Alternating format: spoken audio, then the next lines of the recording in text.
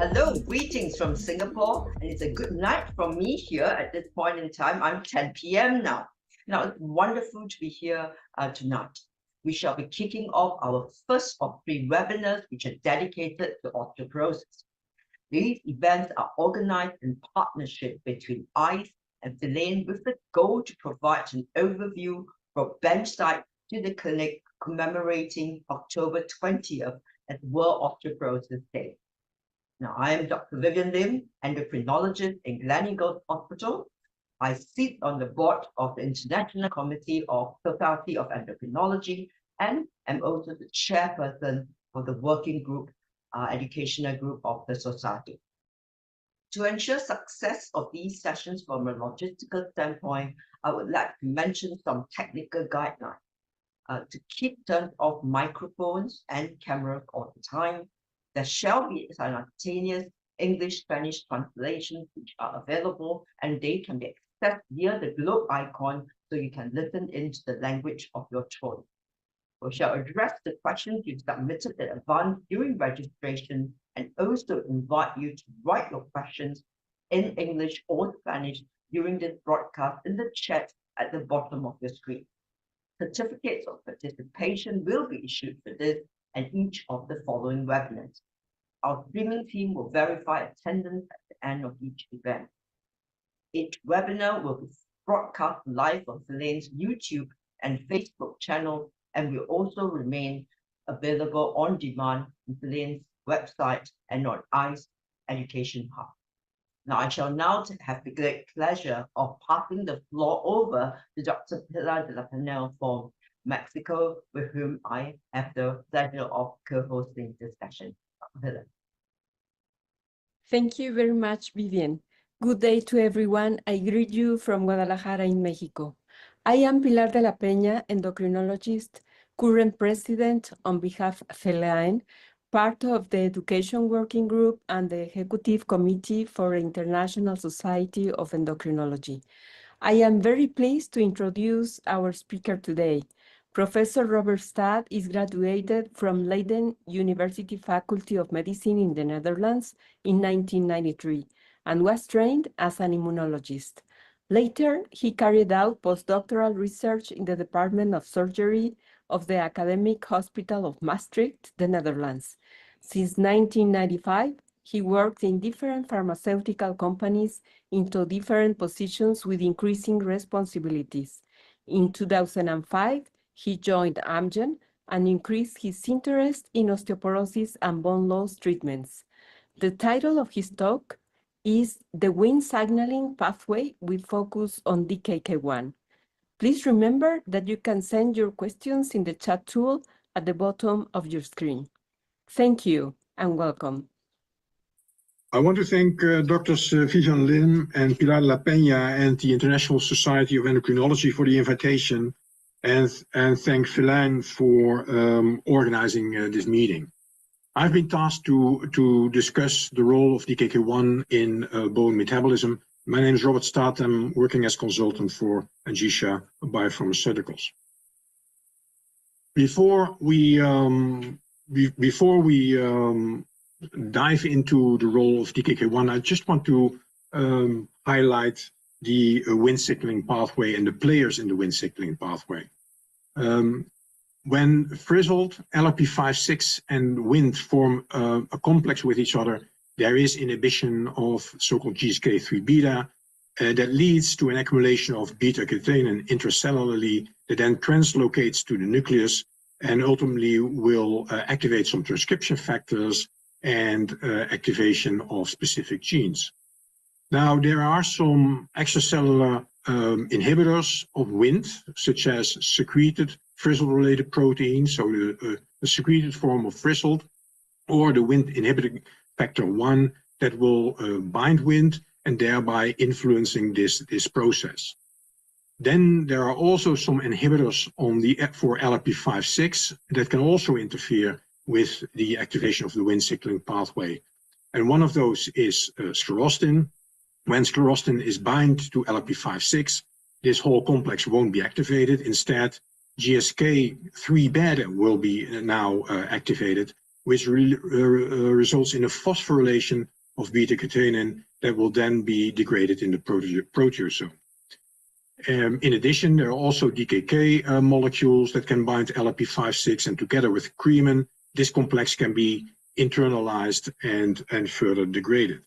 So there are a number of players influencing this Wnt signaling pathway, and because of the involvement of beta-catenin, this is also known as the canonical Wnt signaling pathway, in contrast to the non-canonical Wnt signaling pathway, where beta-catenin does not play a huge role. When we talk about the DKK family, there are 4 DKK1 proteins, or DKK proteins, DKK1, 2, and 4, which show very much homology in sequence, and DKK3, which it does not show that similarity. And the DKK3 will not be able to bind to LRP56 and thus doesn't play a role in the Wnt signaling pathway. DKK4 has been shown some in vitro activity, but its role in vivo is not yet clear. DKK2 can bind to LRP56, but its role, where it's inhibiting or activating, is dependent on the level of LRP56 expression. And by far the most important one is DKK1 that plays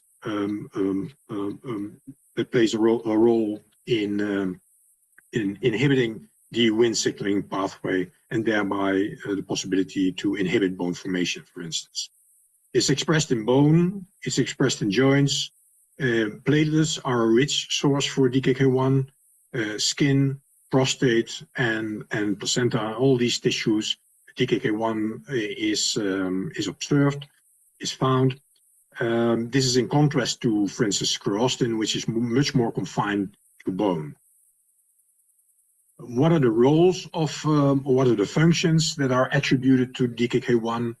A number of functions are related to bone, but are also some functions external from bone, and we will discuss that also today.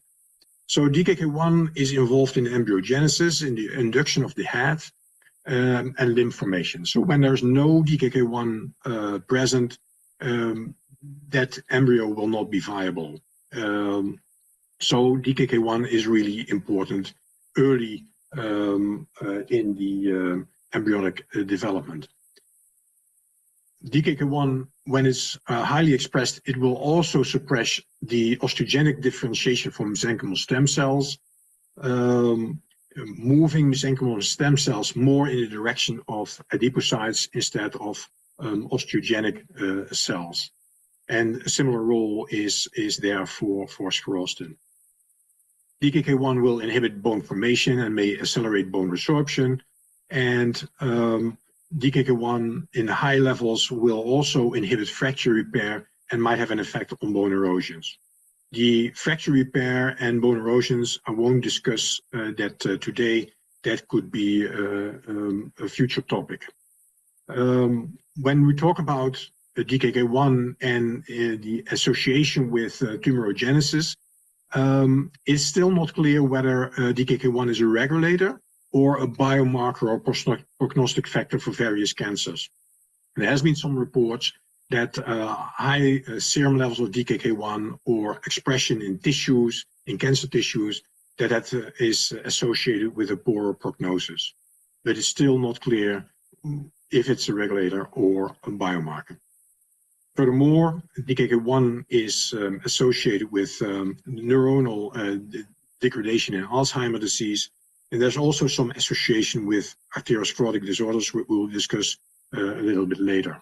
And then finally, which is not depicted on this slide, DKK1 also seems to play a role in the immune system. So when we talk about DKK1, we can study its effect in animal models by just do some gene mutations and then look what is happening at the bone level. And so in this slide, I've depicted a number of models which have been developed for studying LRP56, DKK1s, sclerostin, Wnt, and this list is far from complete, but it gives you a little overview on what's happening with these models, what is the bone phenotype that is being developed after the change or the gene mutation, and there are also some human equivalents known for some of these models. So let's look at, for instance, the DKK1 partial loss mutation. So this animal expresses a very low level of DKK1, and if you look at the bone phenotype, then the osteoblast osteoblast numbers are increased, total bone volume increased, and also alkaline phosphatase is increased. In contrast, if you overexpress DKK1, you see a loss of trabecular bone volume or total bone volume, cortical bone area is decreased, and also the bone formation rate is decreased. And what you probably all know is when you have the so-called sclerostin knockout animal, that leads to a very high bone mass with an increased intrabecular volumetric BMD. The periosteal perimeter is increased, and also cortical bone area is increased, and we know the human equivalent, which is sclerosteosis. So these models can be used to study what's happening at the tissue level in bone. And let's dive now into some of those models. First of all, the DKK1 overexpression, and here you can clearly see a micro CT image of the wild-type mouse that overexpressed DKK1 and the transgenic DKK1 overexpression. What you can appreciate is that there's a decrease in the trabecular at the metaphysis of the mouse tibia.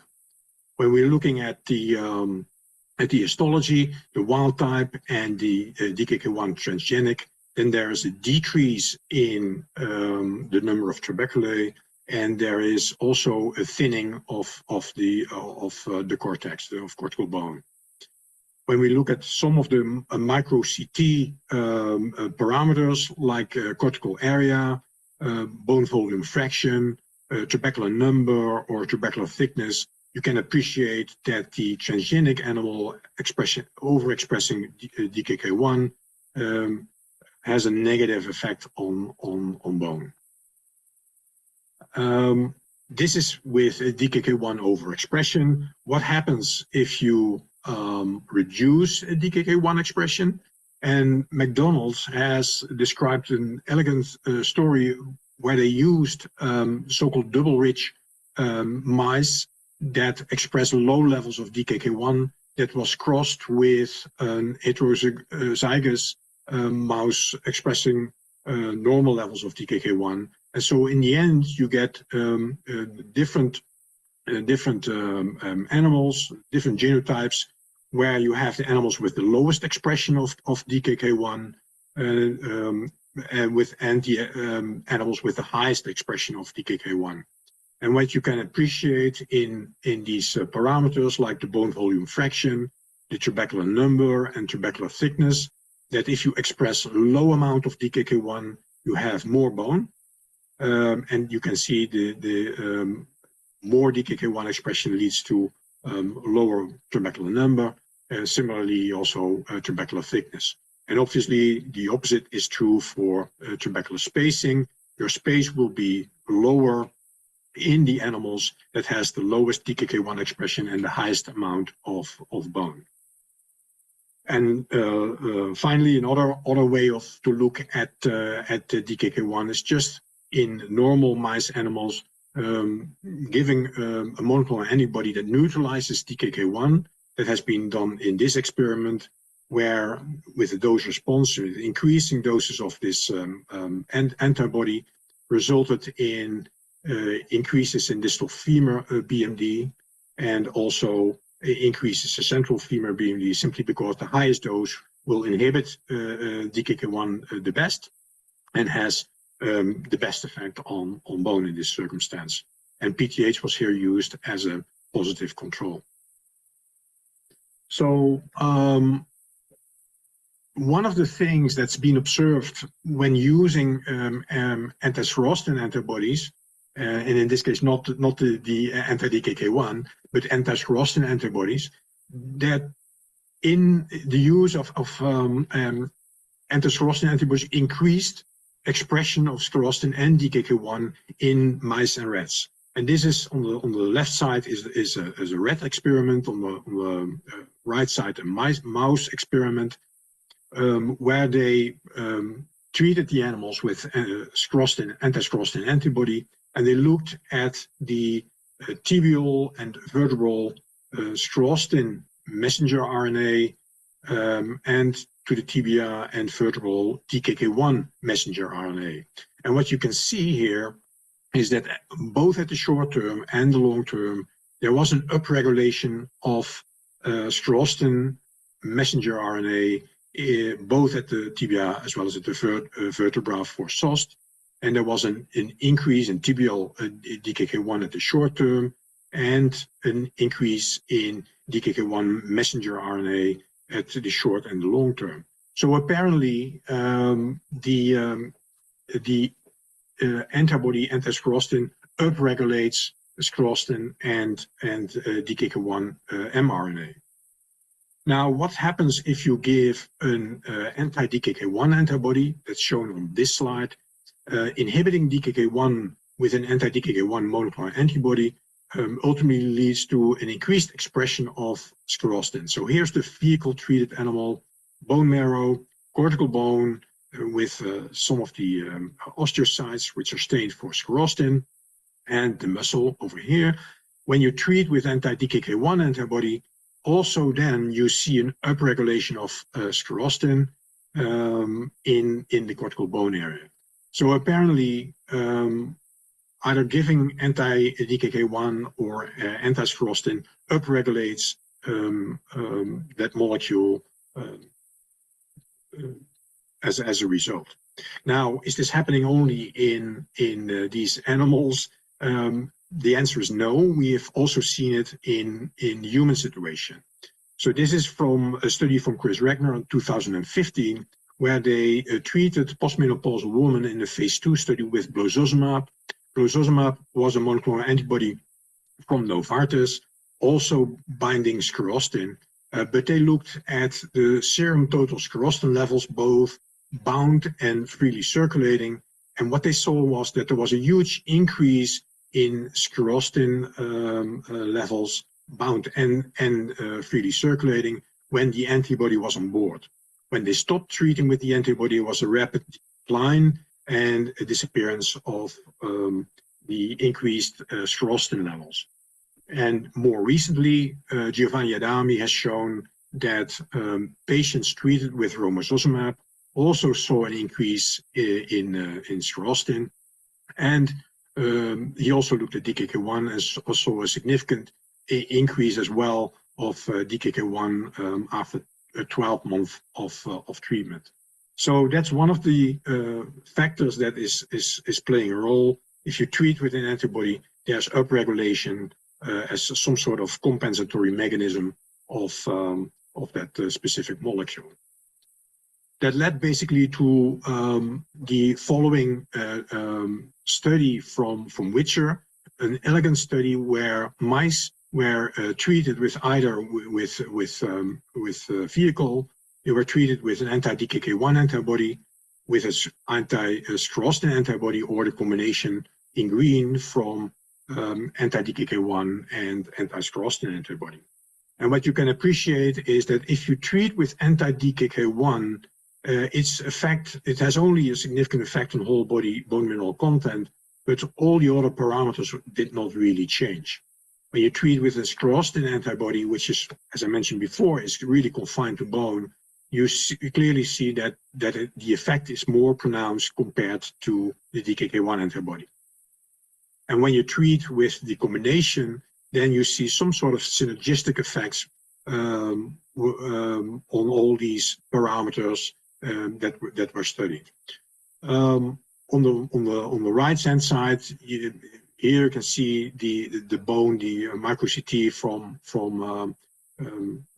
the control animals. And if you look at, for instance, the animal that received both DKK1 as well as sclerostin inhibition, there was a huge increase in bone in those animals. Now, there has been some more data recently on inhibiting both sclerostin and DKK1, and this is the bone turnover markers in cynomolgus monkeys model, where they looked at serum bone-specific alkaline phosphatase or serum TRPV5B.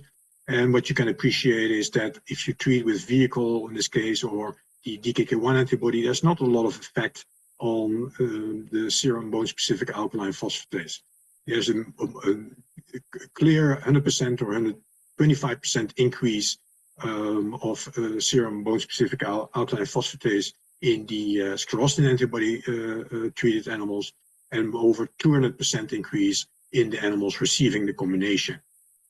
When we look at TRPV5B, then there's definitely the decrease in bone resorption as observed with the sclerostin antibody. The combination gives an early decrease of bone resorption, and that stayed at further on at the same level as the sclerostin treated animals. And then finally, last year at HBMR, there was a paper presented by Matthew Drake, where this antibody, both inhibiting sclerostin and DKK1, that was presented in healthy volunteers. And what you can see here, the person changed from baseline in lumbar spine BMD at different time points after 3 injections of either 1, 3, 6, or 12 milligrams per kilogram with 5 healthy volunteers per group. And you can appreciate that there's a clear increase of lumbar spine BMD after 4 months, after 3 injections of around 12%. So the potential benefit of a bispecific antibody blocking both sclerostin and DKK1 with the data that I've just presented is it may generate a robust osteoanabolic response, as shown in the animal models, but also in the human situation. It may prevent the depletion of the pool of osteogenic cells from mesenchymal stem cells. If you inhibit both DKK1 as well as sclerostin, then there might be a higher chance that mesenchymal stem cells develop in the organ in the direction of osteoblastic cells. Inhibiting DKK1 and sclerostin may enhance OPG expression, thereby changing the OPG rank ligand ratio and reducing both bone resorption early.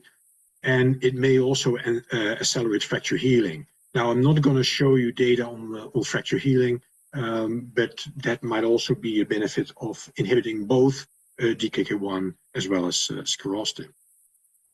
Let's have some safety considerations.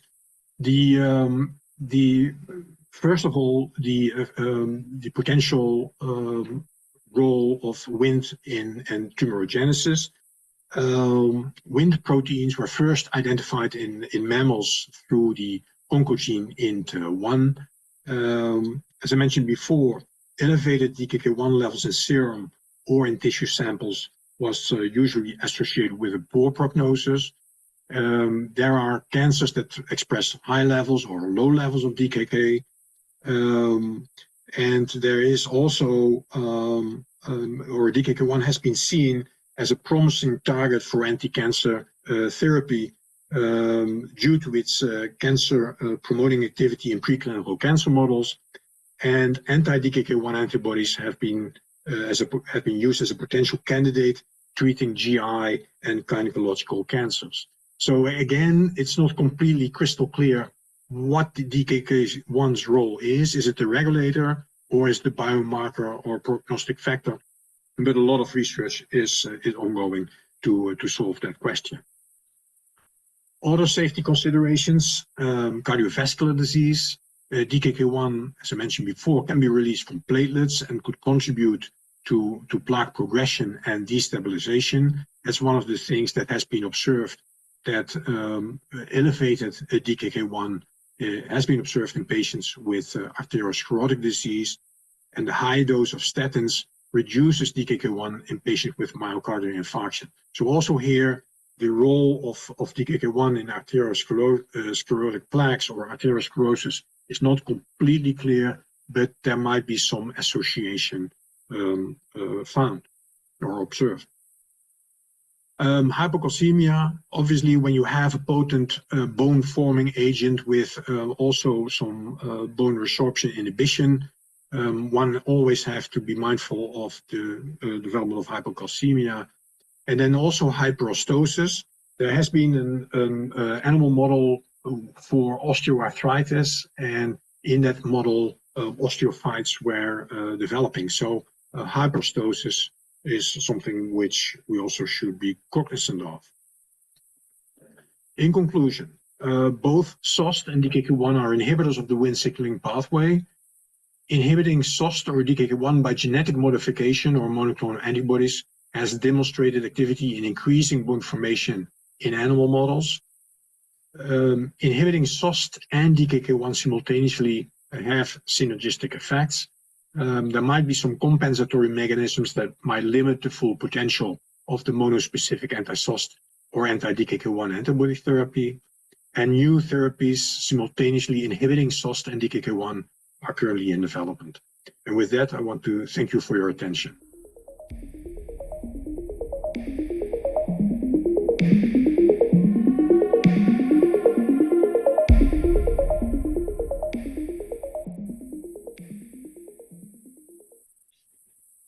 Well, I'll say thank you very much then, Robert. That was excellent, concise talk about bioscience and translation to clinical practice.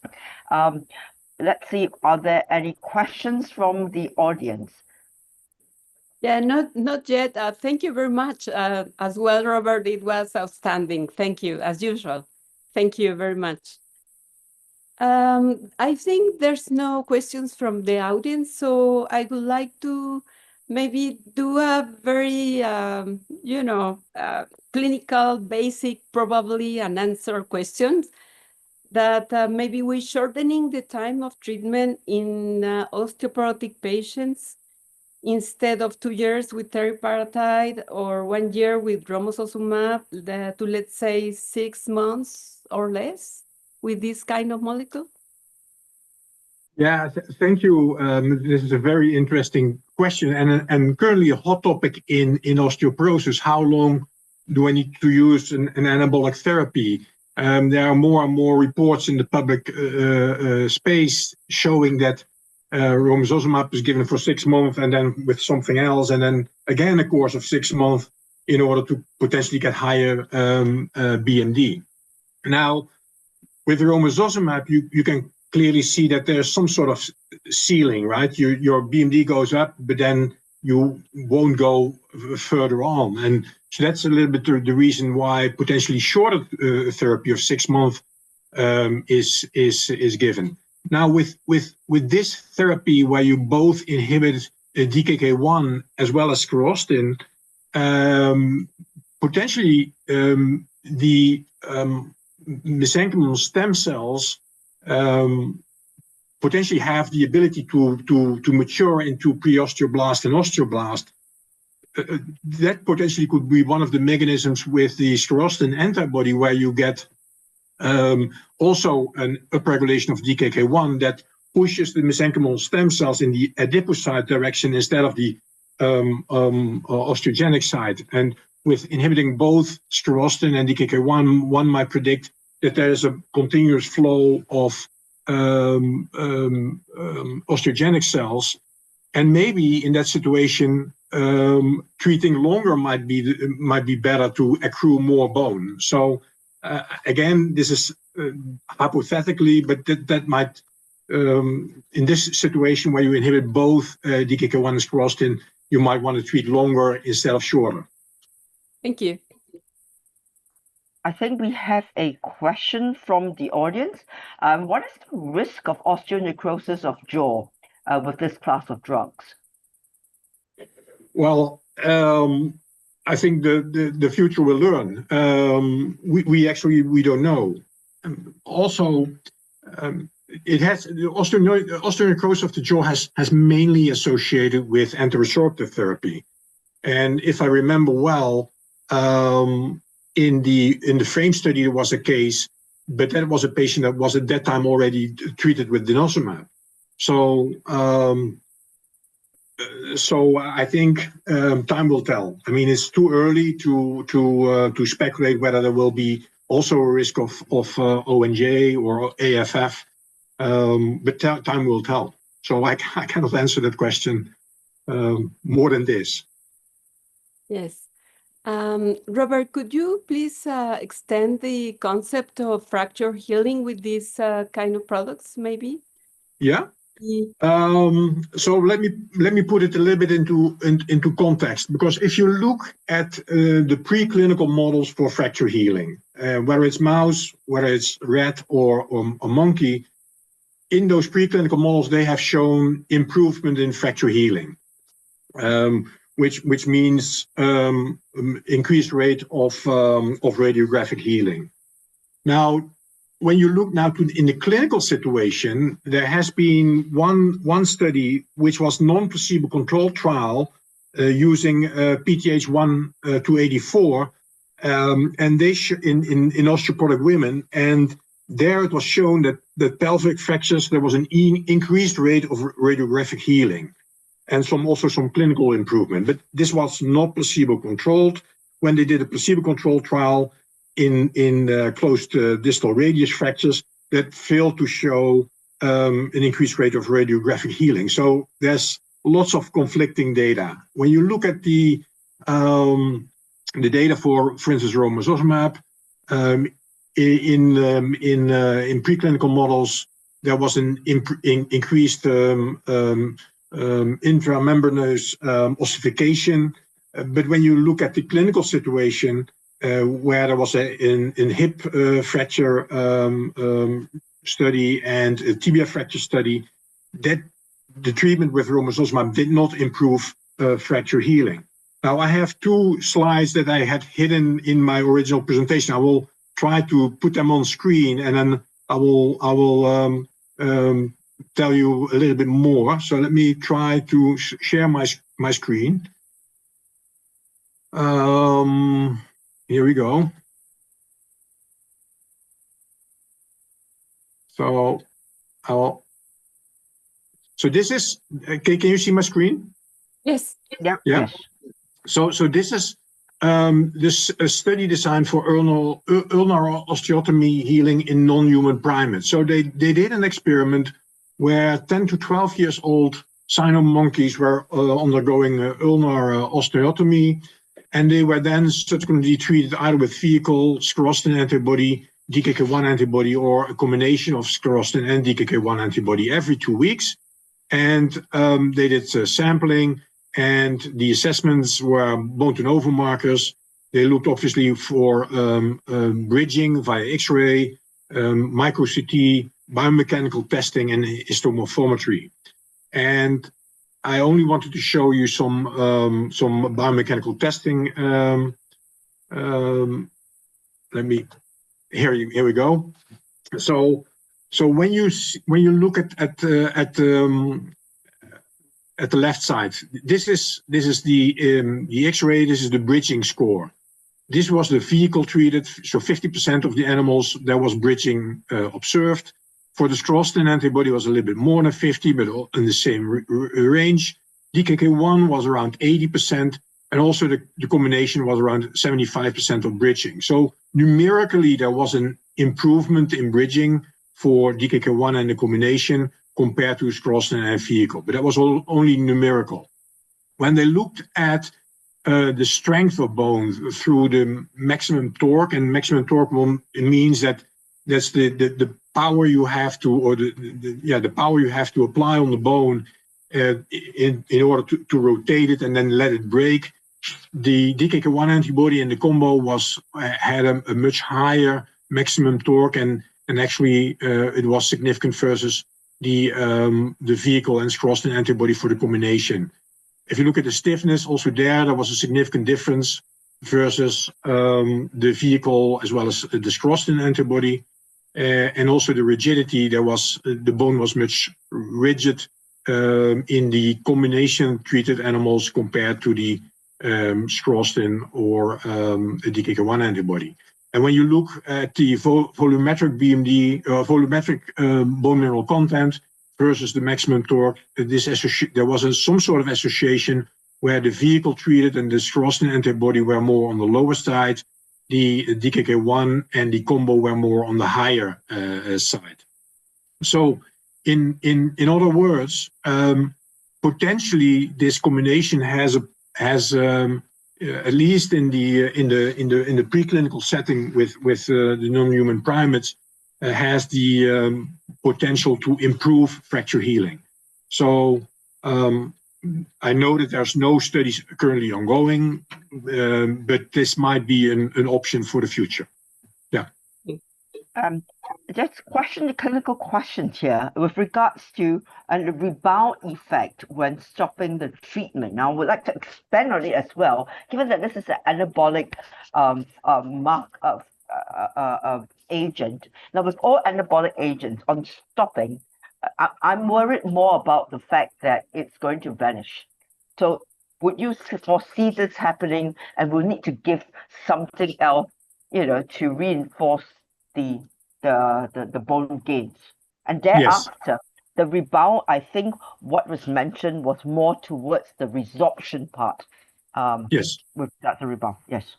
Yeah, so what you expect indeed, this is a reversible drug, like sclerostin is, so romosozumab is reversible, PTH is basically reversible, and also potentially this bispecific antibody is also reversible. So you would expect that if no drug is around, that your bone the amount of bone will go down again.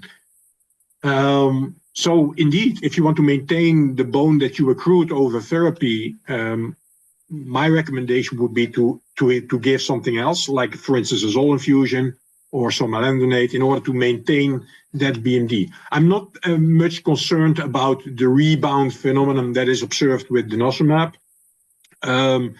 because here you really are building strong trabeculae, thicker trabeculae, and they can stand some loss of bone in that situation, which is completely different from the denosumab situation, because it's not an anabolic, it's an anti-resorptive. The trabeculae are still thin in those patients, and if you then stop the therapy, that potentially you have that rebound observed with the risk for multiple vertebral fractures.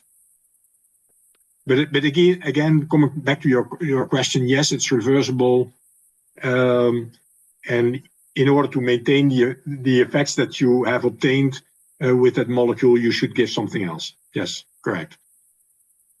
So, Thank you. with regards to, sorry, further. Yes, please go ahead. Yes, thank you. Thank you very much. There's another question here from the audience. Are there any oncological conditions in which DKK1 inhibition would be contraindicated? DKK1 inhibition could be interesting. You know, I'm not aware, but again, this is very early days. There is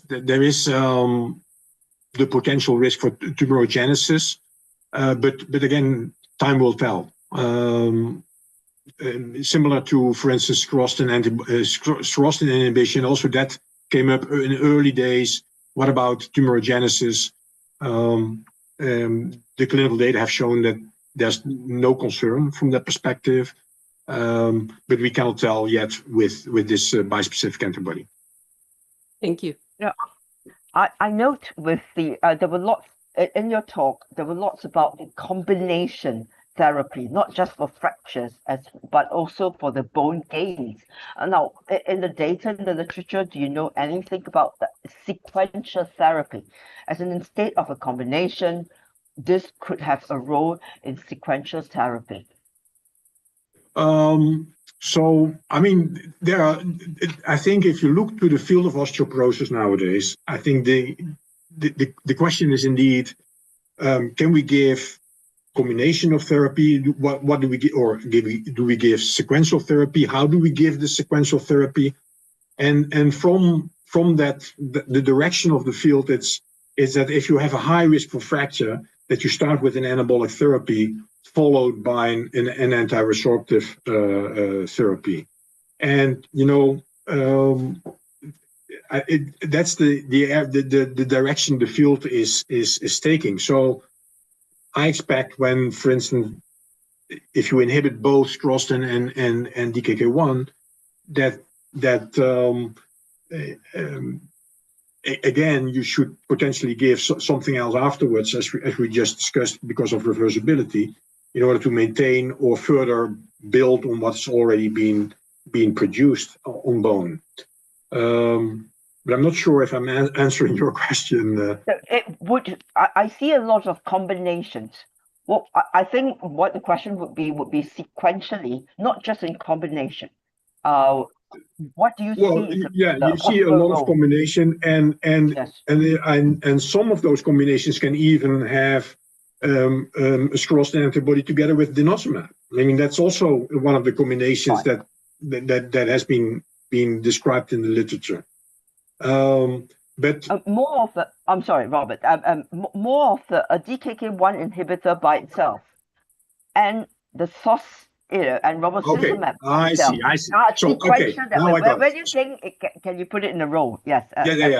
Yeah. So if you look at and especially all these preclinical data, that if you inhibit DKK1 alone, then the effect on bone is very limited.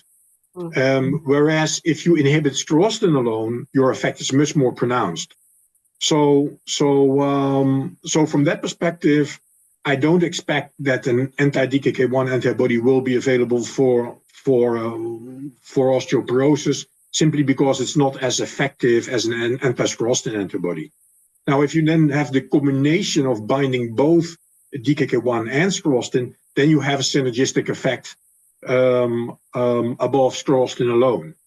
So the potency of the combination anti-DKK1 sclerostin is probably higher than sclerostin, and then you have PTH, and then you have the anti-resorptive. So in that type of sequence, but DKK1 alone, I don't foresee that this will come to life in the field of osteoporosis. And I guess it depends on how expensive it is as well, because the data that you showed from Matthew Drake, if you look at the SPY itself, it's like about 12%. And you get that from romosozumab, it's about the same. So I just wonder. Yeah, I mean, to clinical. Yeah. Yeah, so this was the data that I showed you was the first in human data. And the phase 2 the phase 2 studies are currently ongoing. So I think first you have to succeed with phase 2 in order to talk about prices and these type of things. So I cannot start speculating on this. Yeah. So there's some another questions from the audience, which is the same point, I guess, that you made before. And another question I have is about bone erosions. Could you please tell us about that? Yeah, so that's also an interesting topic. So there's a really nice publication from Diarra. It's been published in Nature Communications, I think, in 2006 or 2007, where they basically described DKK1 as the orchestra or the central molecule directing a disease into the arthritis, rheumatoid arthritis versus the osteoarthritis type of direction. And it has been shown that higher DKK1 levels are associated with bone erosions. So if you inhibit both sclerostin as well as, I mean, let me go one step back. There has been a really nice publication from Ibina as well, in patients with osteoporosis or patients with osteoporosis and rheumatoid arthritis that has been treated with sclerostin antibody. The sclerostin antibody in the patients with osteoporosis alone was a little bit more effective than in patients with osteoporosis and rheumatoid arthritis. And the thought is that in that situation, where you give anti-sclerostin antibody in patients with RA, that there is an upregulation of DKK1, and that DKK1 potentially could have an effect on bone erosions, hence describing the more potent effect of the sclerostin antibody in the osteoporosis setting. Now, when it comes to bone erosions, it also has been shown that, and I think that's published by Adami and colleagues, that long-term denosumab also gives some improvement or a decrease in bone erosions, and that has been associated with a lower DKK1 expression. So apparently, DKK1 expression is associated with bone erosion. So if you inhibit DKK1, then you might expect a decrease in bone erosions. But again, I think early days, but it's an interesting concept. That sounds very promising. Thank you. Yes. Yeah. Now, with regards to renal failure, a lot of our drugs now, isn't that great for renal failure, especially the late stages? What do you foresee would be any role of this combination drug in renal failure patients? Or inhibition of DKK1 itself, either in combination or solo. Yeah, you know, I know that indeed giving these anti-resorptive therapies in renal failure patients is a hassle. I mean, bisphosphonates have an effect on the kidney itself, right? With denosumab in renal failure patients, you have the risk for hypocalcemia is significantly increased. So it's not easy to treat those patients. Now, I think there has been some documentation of the use of, for instance, sclerostin in renal failure patients with good effects.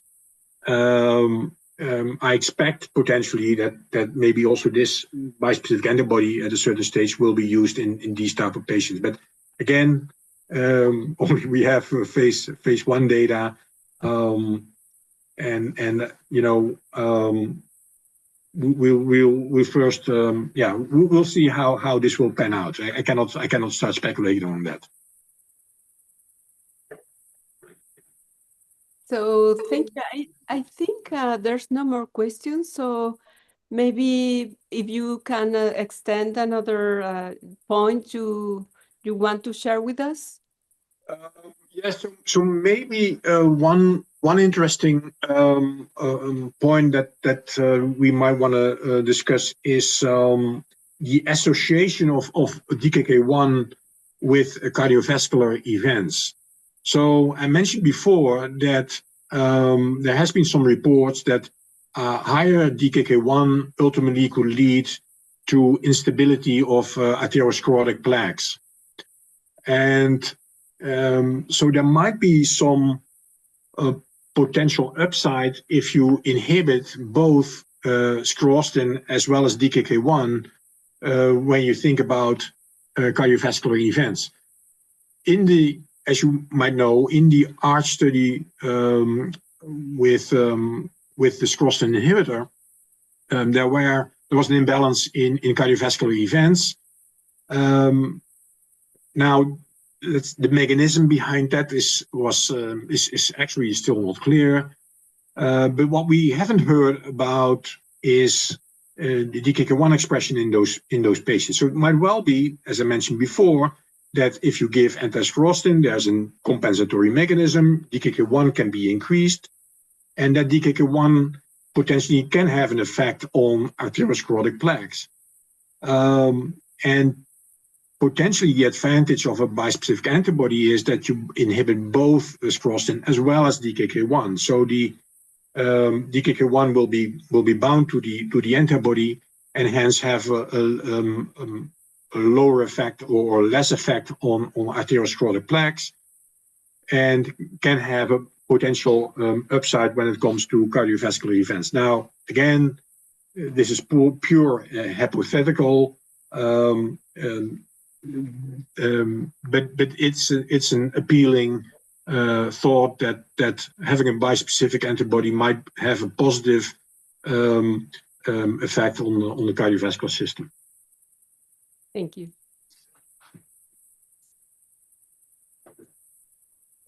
And other than that, you know, I think we discussed a lot. We talked about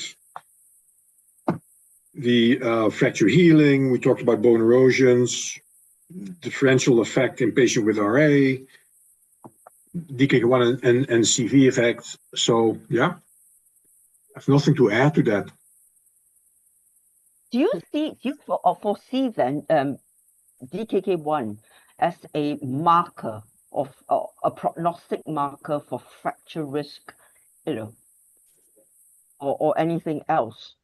Not just for the treatment, but as a marker. Yes, itself, as a marker. For heart and cardiac, because we see the role in cardiac, we see the role in fracture healing. So do you foresee its use then? Well, I mean, as a biomarker, for instance, in fracture healing, as you mentioned, in potential cardiovascular disease, yes, it might be. For osteoporosis, might not be the ideal marker, simply because its effect on bone is as a molecule is limited. if you compare it to, for instance, the effect of frost. Okay. So thank you. I think we are going to the end of the session. Vivian, would you like to thanks to everyone? Yes. Well, I think it's fantastic, this session. You know, it's always good to start with, and I love the fact that we have two more upcoming, and it's going from bench, you know, all the way to clinical. And I think that's a very, very good progression to have. And we're all going to celebrate Osteoporosis Day as well. So this was fantastic and a great start as well. Wonderful audience with wonderful questions. And even though it's late night for me now, 11 p.m. in Singapore, but it was a pleasure and an honor to be here sharing the same stage as you guys there. Now I'll hand over the mic over to Pilar. Thank you. Thank you very much for you too. I think it was very nice as well to start with this research that you are performing. Thank you, Robert, very much. Thank you, Vivian, for being here that night. And I would like to invite you to attend to our next webinar on next Saturday, October 11, with Professor Cesar Libanati, who will speak about denosumab and romosozumab. So big hug to all and enjoy the weekend. Thank you. Good night. Thank you. Bye-bye. Bye.